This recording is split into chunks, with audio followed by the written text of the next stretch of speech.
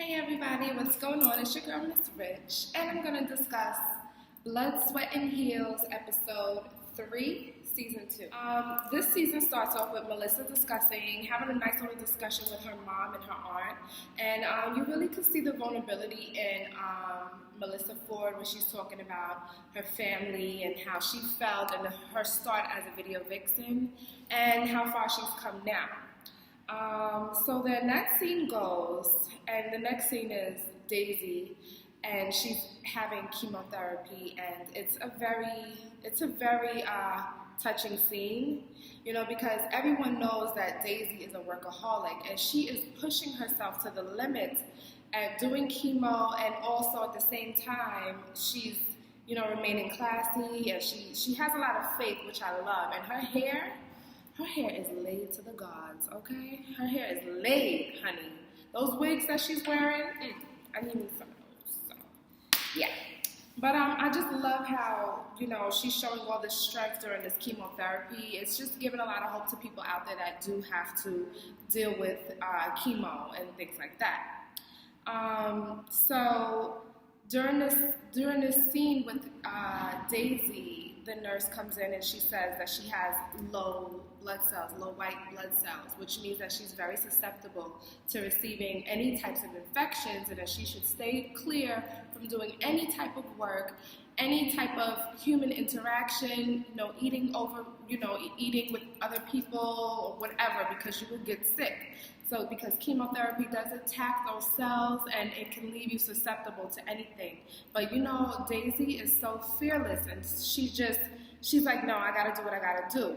And she's worried about I'm worried about the air quality in New York City, because, traveling, you are around so many people. Just earlier, I'm around people and they're like coughing in my face.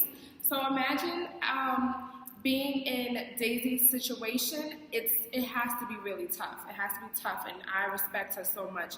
Her work ethic is crazy. Now, so the next scene is Geneva in her new studio apartment in Wall Street. It's financial district, okay? I'm not hating on that. You got yourself a beautiful apartment, and the spread is nice, okay? So she invites the chick from London, the new girl, on the season, and she invites her. She's like, oh, honey, take your shoes off at the door, please, okay? I don't care if it's a studio.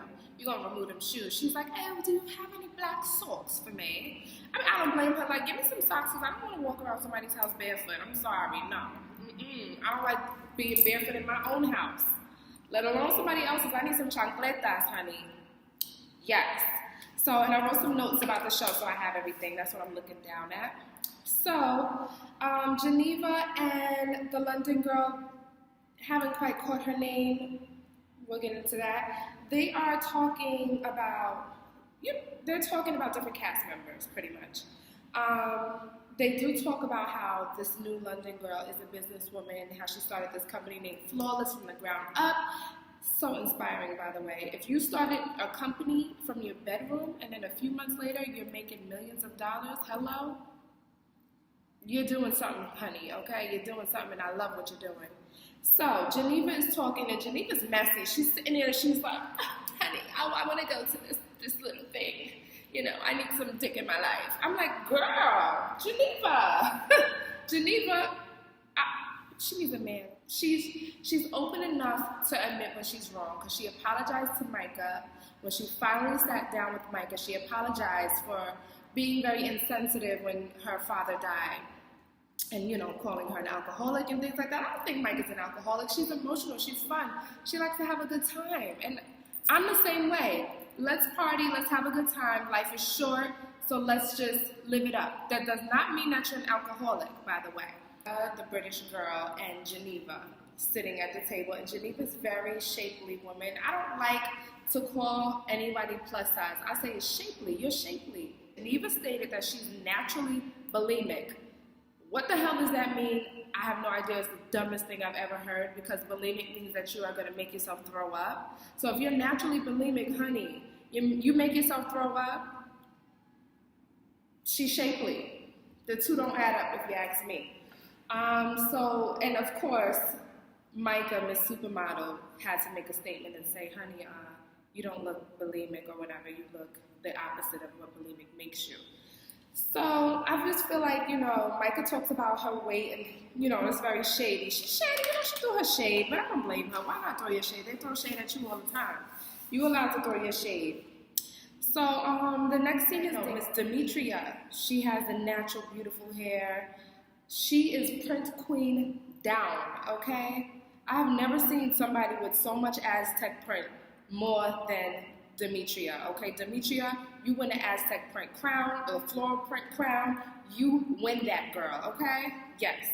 So they all meet up at this matchmaker's place and all this good stuff. And, Demetria and had a moment with Daisy where she actually embraced her out of nowhere. For no reason, she embraced her. And I felt like, in a way, Demetria kind of wants to extend that olive branch, but she doesn't want to seem like she does. She just wants to seem like that stone cold meanie, and she does come off as a mean girl, but I don't know. I think she's probably suppressing something, hiding something.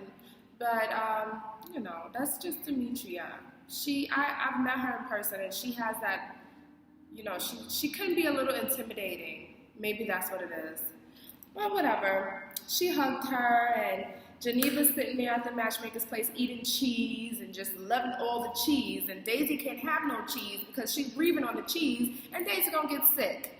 So everybody's just drinking, having fun, and there really wasn't much drama besides Melissa and the London girl, because the London girl was kind of digging into Melissa too deep, like asking her, like, why are you having fun with a man? I'm sorry, just because you want to have fun with a man and you're not with him doesn't mean you have to be having sex, okay? If I'm saying I'm hanging out with somebody just for fun, that doesn't mean I'm having sex. Everybody may not be like you, London, okay? Maybe your definition of having fun is having sex, but sometimes, just like Melissa Ford said, you want that cerebral connection, that stimulation. You don't have to be having sex. It's not all about sex, people. Come on. We're ladies. But anyway, this whole episode overall was very boring. I'm sorry. I'm just honest. It was like a filler episode for the juiciness that's to come. So we'll see what's going to come up next on the next episode. I've been talking for about 10 minutes.